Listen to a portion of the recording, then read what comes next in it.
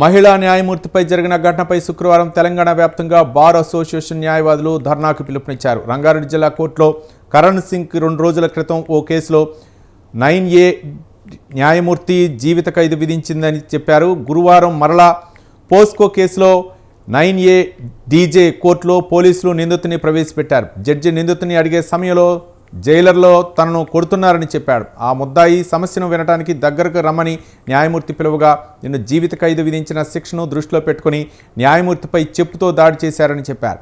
దీన్ని తీవ్రంగా ఖండిస్తున్నామని శుక్రవారం తెలంగాణ వ్యాప్తంగా నిరసన ధర్నా నిర్వహిస్తున్నామన్నారు. ఈరోజు జరిగిన చర్య ఏదైతుందో అది న్యాయ వ్యవస్థమై జరిగిన చర్య. ఎందుకంటే ఒక న్యాయ వ్యవస్థ యొక్క బాధ్యత, ఎవరైనా నేరం చేసినప్పుడు ఆ నేరస్తులకు శిక్షించవలసిన బాధ్యత న్యాయ వ్యవస్థపై ఉంటుంది. అదేవిధంగా ఈరోజు ఎవరైతే నేరస్తుడు కోర్టుకు రావడం జరిగిందో నిన్న అతనికి జీవిత ఖైదు విధించడం జరిగింది. వేరే కేసులో అంటే ఆల్రెడీ అతను చేసిన నేరాన్ని పూర్తిగా కోర్టు పరిగణలోకి తీసుకొని సాక్ష్యాలన్నీ కూడా అతన్ని జీవిత ఖైదుగా నిన్ననే విధించడం జరిగింది.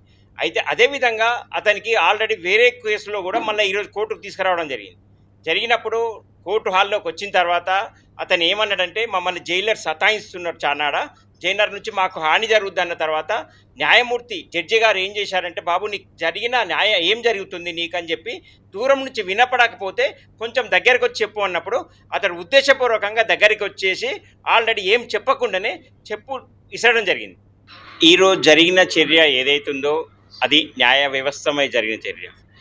ఎందుకంటే ఒక న్యాయ వ్యవస్థ యొక్క బాధ్యత, ఎవరైనా ఇవాళ మా రంగారెడ్డి జిల్లా కోర్టులో 9th additional district judge Harisha madam మీద దాడి చేసిన వ్యక్తి ముద్దాయి కరణ్ సింగ్ అనే అతన్ని కఠినంగా శిక్షించాలి.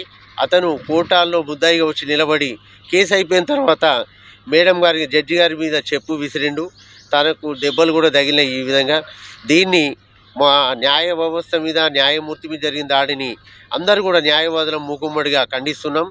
రేపు తెలంగాణ వ్యాప్తంగా అన్ని బారిస్టర్లకు కూడా బంద్కు పిలిపిస్తున్నాము. అన్నీ కూడా బాయ్కాట్ చేసి అతని మీద కేసు కూడా పెట్టాము ఎల్బీ నగర్ పిఎస్లో.